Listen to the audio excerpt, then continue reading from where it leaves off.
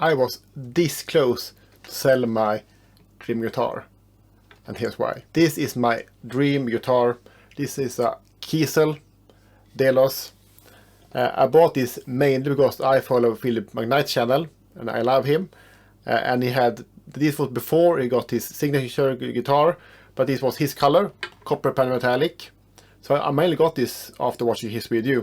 So, yes, so if you can't remember, this is a Delos, a hardtail, a beryllium, and a lithium. You have a 5-way switch. I actually moved controls down below here because I have such a bad technique, so my picking hands get in the way. Otherwise, this is a pretty standard Delos. You got these nice locking tuners, a matching headstock, a 40-inch radius, stainless steel frets, of course, and you know. But the main thing about it is, you know, the color. In person, this looks incredible, I must say. Okay, so why did I almost sell this? It was not because of the tone. I really like how this sounds. It's very versatile. I can split the humbuckers. I can basically do all the tones I would ever need. And it was not because of the bad tuners, of course. The tuners were great. It feels very nice against my body. I get my man boobs here. It feels very snug. And it sounds great, right? Yeah, no, but it sounds great. The main thing for me was the neck shape. This is a standard Kiesel neck. It's hard to see here. Maybe. I don't know if you remember, but I have some problems with my wrist. You might see it here. It's like a little lump here. And no worries, it's not dangerous, but it gets in the way. So when I first started to play this Kiesel, I actually got tired in my hands. It felt, you know, too big and chunky, and it shouldn't be, because this is a pretty standard neck size.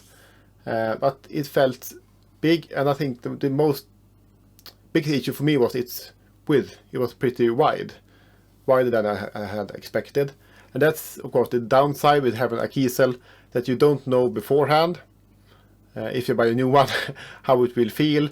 And if you don't live in the States, they are very rare here in Europe to get, you know, a used one. So you really have to take a leap of faith. So I was pretty bummed down, actually, because it feels great, it looks great, but I didn't really enjoy playing it. So what did I do? I actually put it out for sale.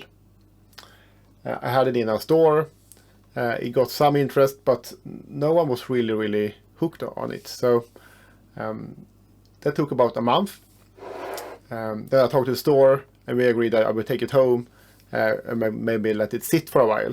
And during that time, I started playing a little bit, more and more, and suddenly it started to feel more natural. But again, this took quite a while. I have this guitar for almost a year. I will make a review this summer, but it took almost a year for me to really bond with this guitar, which is a pretty long time.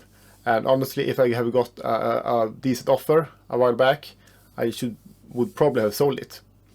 But now, when my hand is not hurting and it started to feel natural, I really like it. It's everything I could ever dream of having in a guitar. The only thing holding me back now is, you know, me. So that's a good thing, I suppose. So what can you learn about my little journey here? Is that if you buy a guitar, especially a new, little bit more expensive one, and you don't bond with it, maybe hold on for a while, because it might just be that you're not used to the neck shape. So don't rush into a sale, because you might regret it. And of course, this is a custom Kiesel, and if you will sell it, you will probably lose in Europe around half of it's worth, at least. So, you know, better to be safe than sorry. Thank you for watching and have a great day.